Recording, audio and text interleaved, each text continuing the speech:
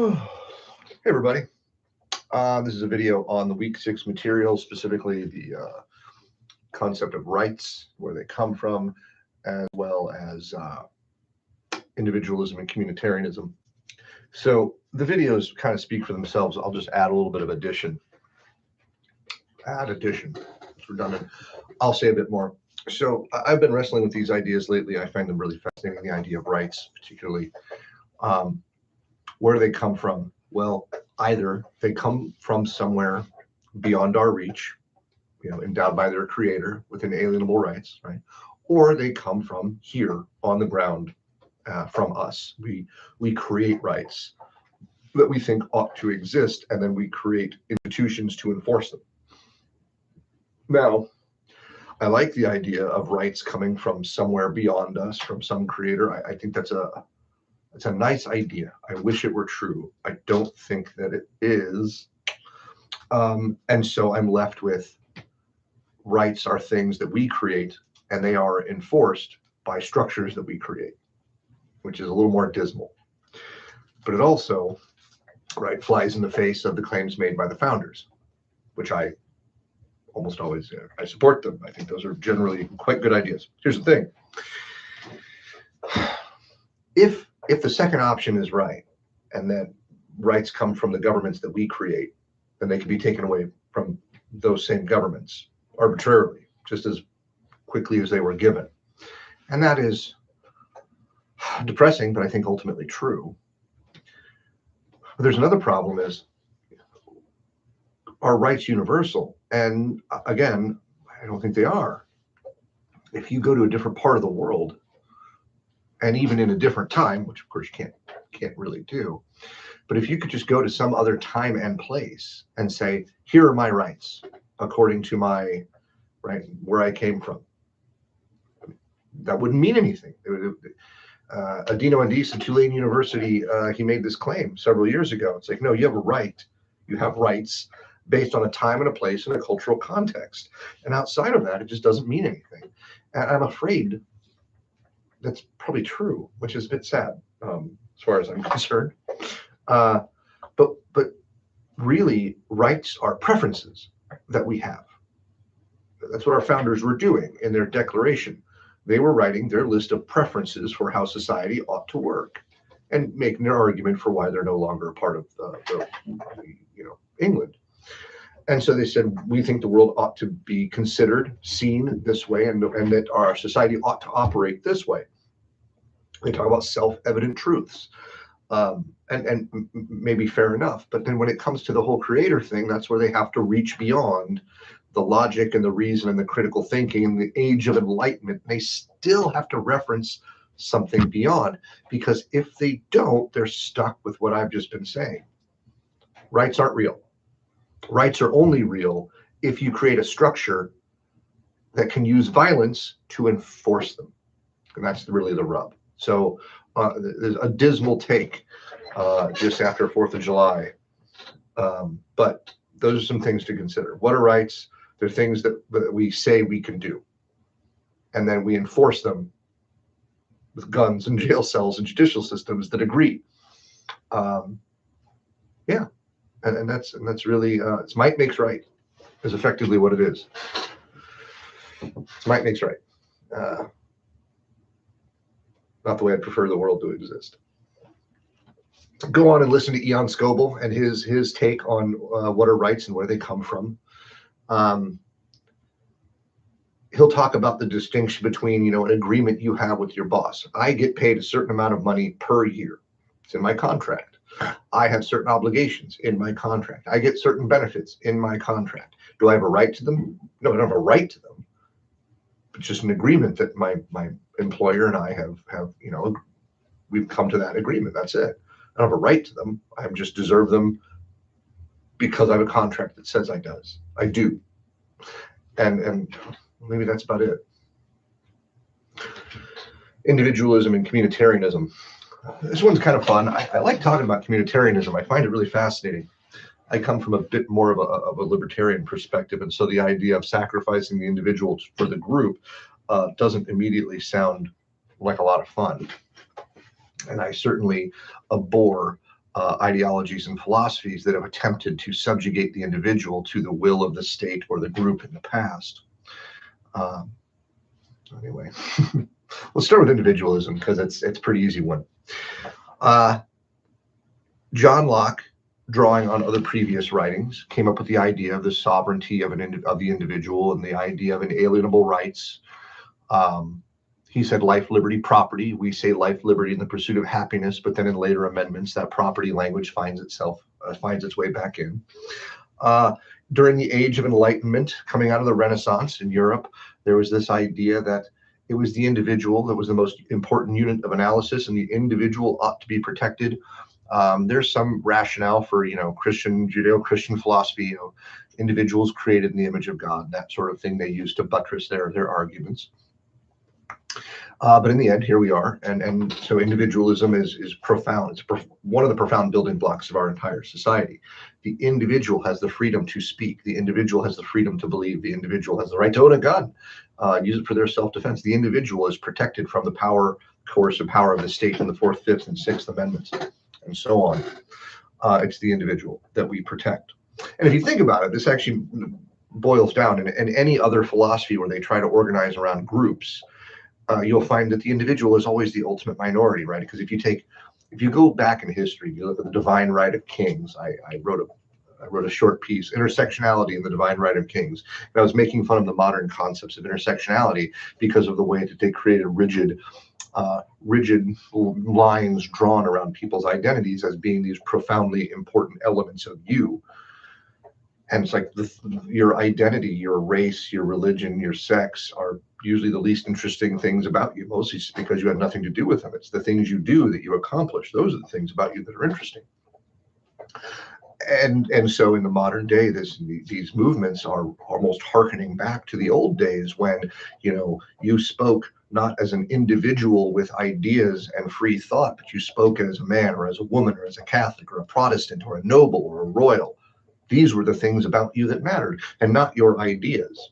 And so powerful people's bad ideas, right, would resonate, and lowly people's brilliant ideas would be squashed because they weren't deemed relevant or important because of their identity, because of their status. These are terrible ideas. And so I largely reject any philosophies that try to lump people into groups where their individual essence is lost or disrespected.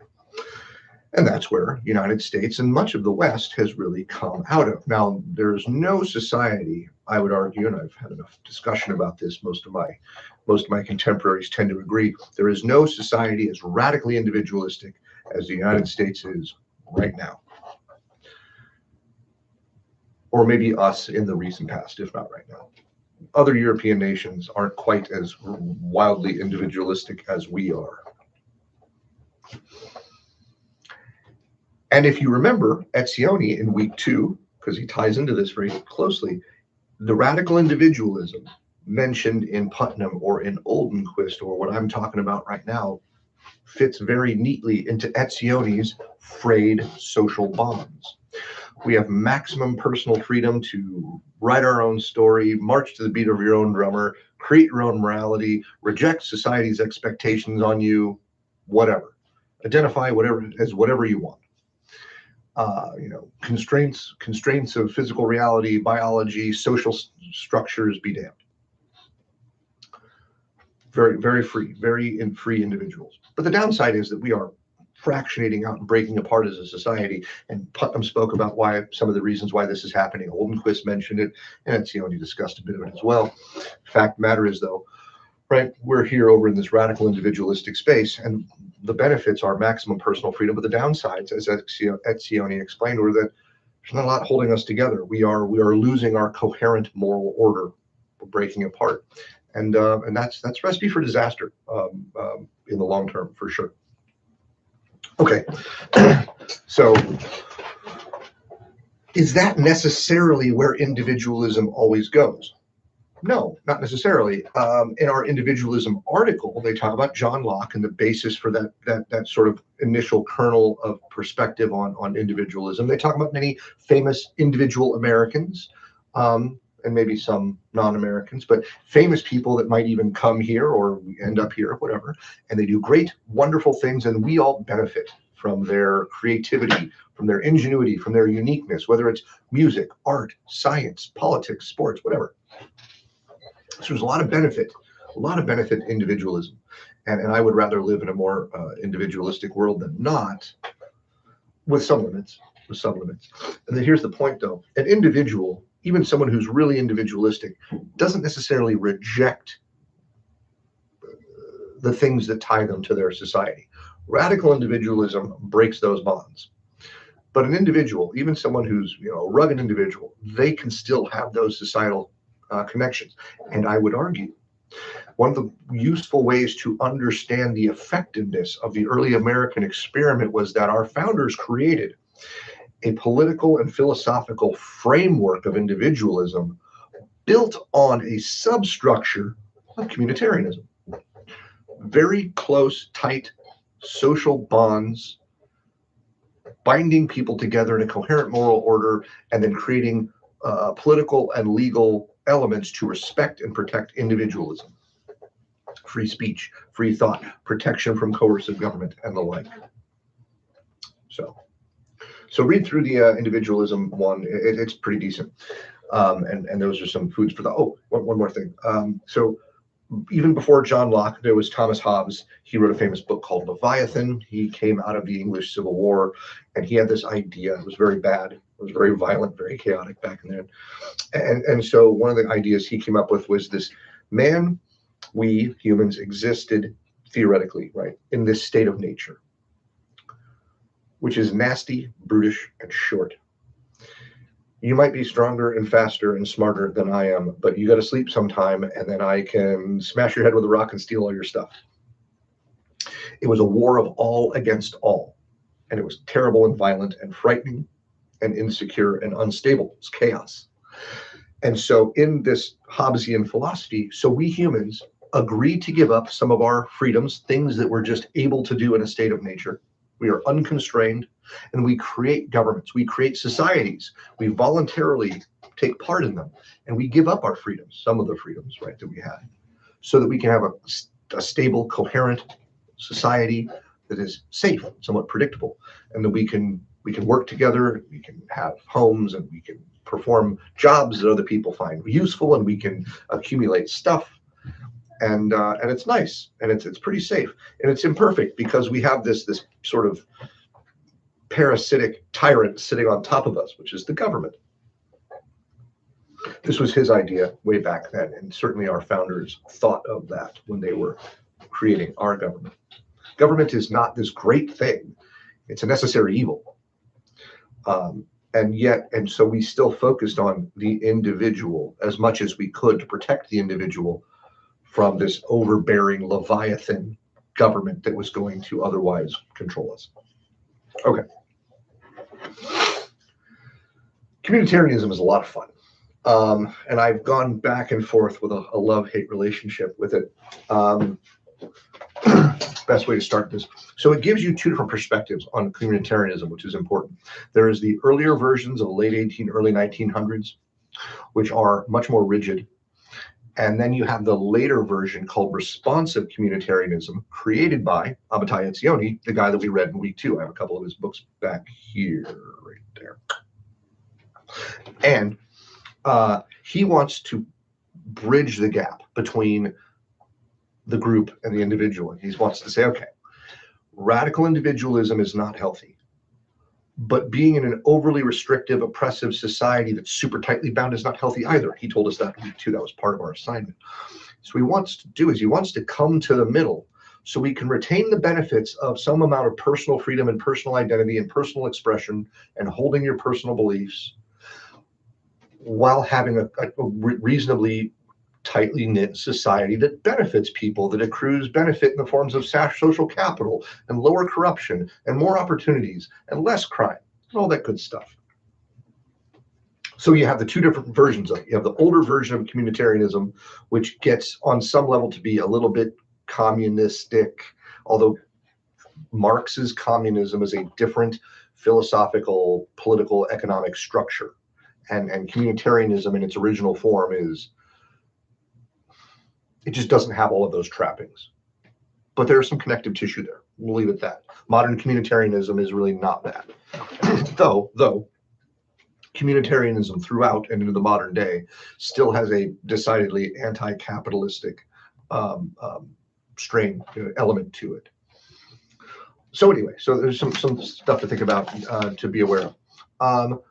At the opening of the article, there's a great line that I think, well, I like that they use it because it's food for thought. It's great for discussion. Star Trek II, The Wrath of Khan. It's a great movie from before when most of you were born. When Captain Spock tells Admiral James T. Kirk, logic clearly dictates the needs of the many outweigh the needs of the few. It's a very standard utilitarian take.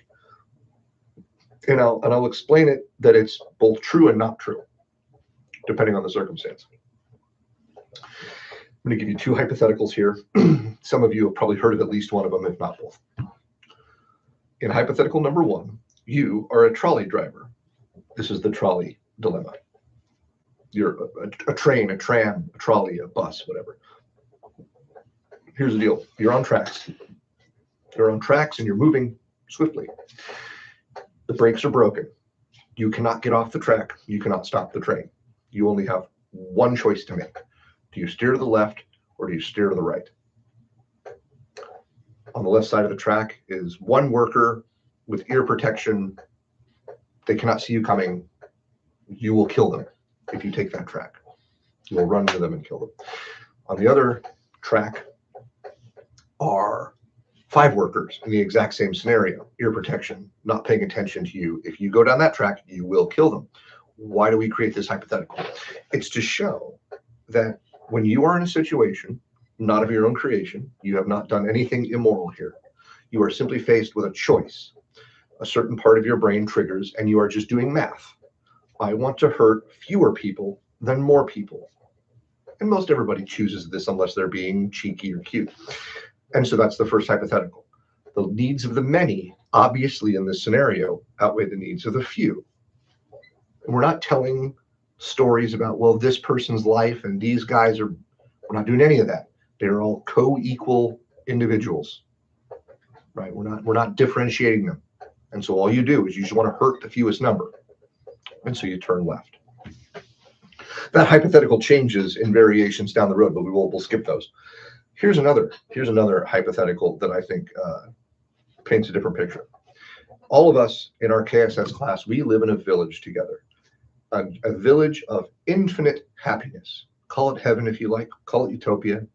We are all completely and perfectly provided for with every possible human need that we have, whether it be food, entertainment, philosophy, exercise, or whatever other things you might imagine, such that none of us step on each other's toes. No one is hurt, no one is harmed, no one is offended, no one is put out, no one is made to feel less than. We are all perfectly co-equal, and we are infinitely happy in this place. We will never become bored, right? Sounds like a win. There's one simple caveat. Every day, one of us in rotation has to go down into this dungeon under the village and torture a naked, starving, crying, terrified 4-year-old child. Pokers, hot pokers, knives, hammers, electricity, acid, get creative. Because that's what you got to do in order to keep all this going. And so then the question is simple. It's your turn. Do you torture? I very quickly said no. And then I had kids, and then it just reinforced my no. And the reason is, when I am forced with doing the most heinous, terrible, awful thing to the most vulnerable, innocent person you can imagine, my answer is, no, I can't do that. And most people answer the same way.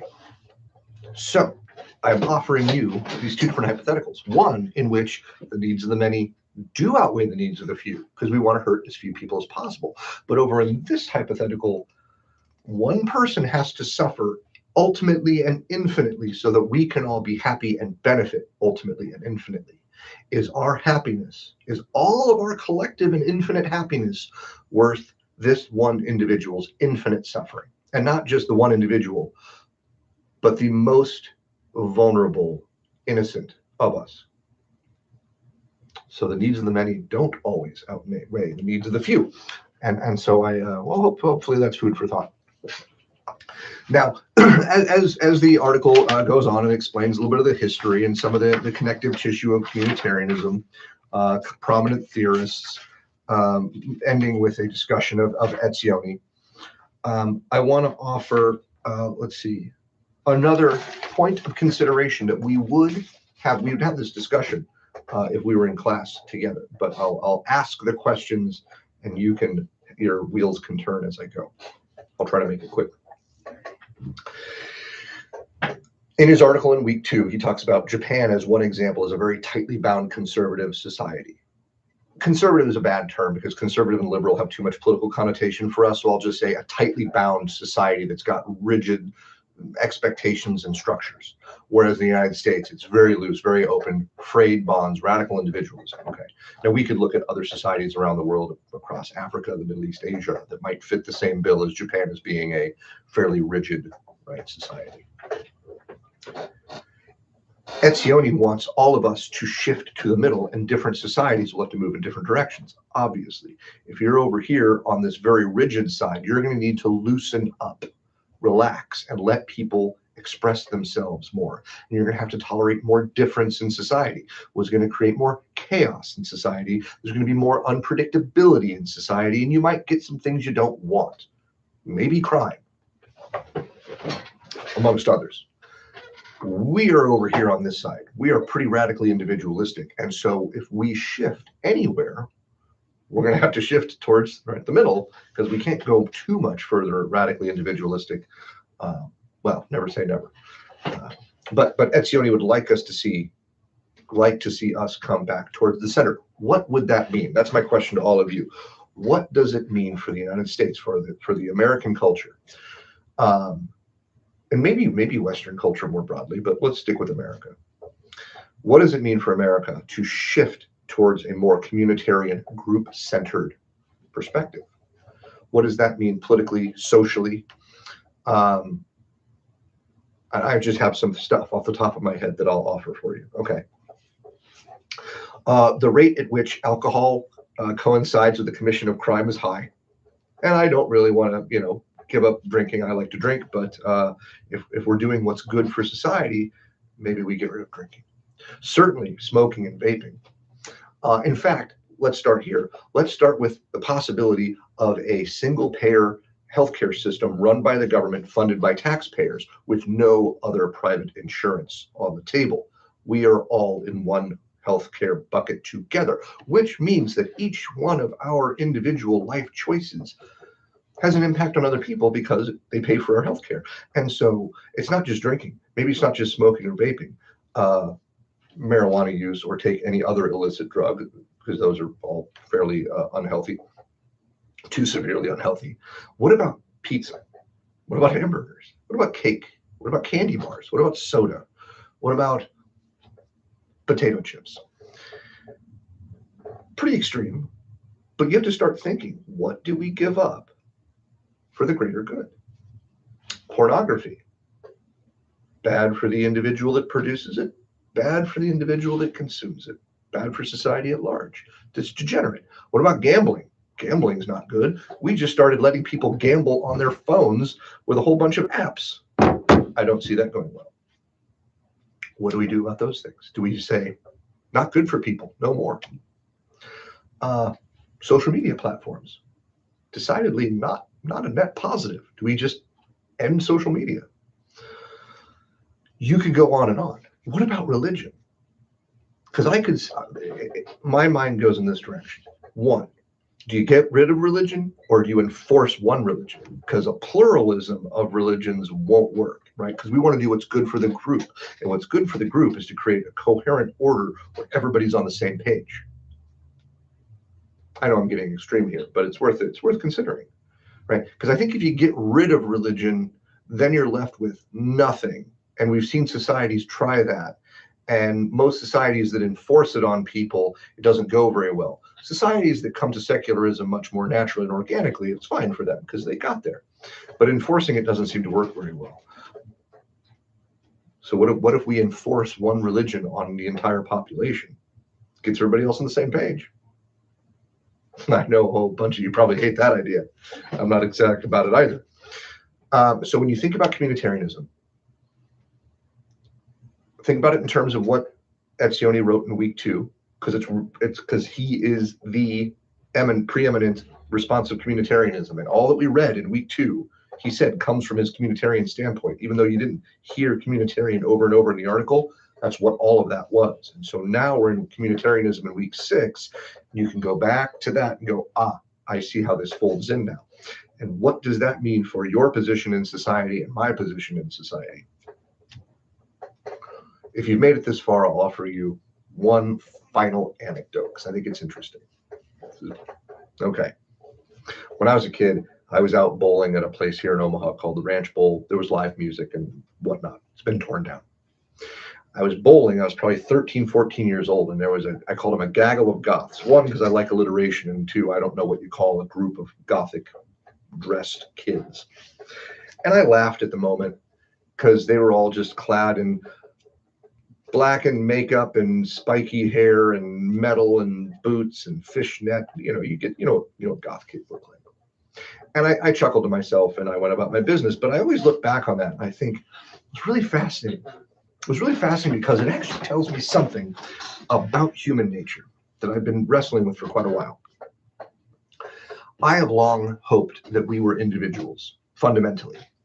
Humans, right? We're human, we're fundamentally individuals. And so that's how we ought to approach society and how we ought to organize ourselves and how we ought to write our laws and policies. I don't think that's true anymore. We are social creatures, fundamentally, biologically, and at our deepest levels. And if you look back over the course of not only human history, but if you're not a young Earth creationist, and if you look further back, pre-human evolution, at the earlier hominids, they all operated in very tight tribal units, oftentimes fighting and killing other nearly identical creatures that just lived on the other side of a forest or a hill. The point was that if you weren't part of my immediate group, you were a threat, an existential threat, and I would kill you. And that's how humans worked ever, until kind of recently. Here's the point. So we are social creatures. We are emphatically social creatures. And in fact, you're born into a family almost all the time. And you are socialized into that family. And it's only at the early ages of adolescence that you even begin to develop an identity separate from your family, which is what adolescence is all about. It's those early psychological stages of separating yourself from your family in order to form a unique identity. What do? You immediately go glom onto a group of friends in junior high and high school that you are then fiercely loyal to. They're like family to you for a while. And you'll look like each other, and you'll sound like each other, and what you'll end up with is a gaggle of goths at the bowling alley, because all those kids were fiercely trying to, in their own way, separate their identities from their families and create a new, unique identity for themselves out in the world. And what they end up doing is creating a new pseudo-family structure. And then, of course, you integrate the new identity that you have created with your former identity with your family, and now you're a fully fledged adult. You do all right. I know it's a lot of psychology, but I'm borrowing from my friends in the psych department. I've asked them about this, so they fully back me up on that. So the point is, we are social creatures. And if we move too far into a radically individualistic perspective, into that position, are there benefits? Sure, there are some benefits because people like to do what they want to do. But it's also going to be incredibly harmful psychologically for the broader group. We see that happening.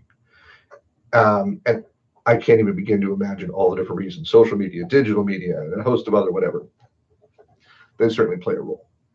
Changing social dynamics, changing work and economic dynamics. So anyway, the Gaggle of Goth story helped me to sort of formalize an idea that we are in fact social creatures, and then we carve out an individual identity for ourselves out in the world as we develop into adults. Anyway, talk soon.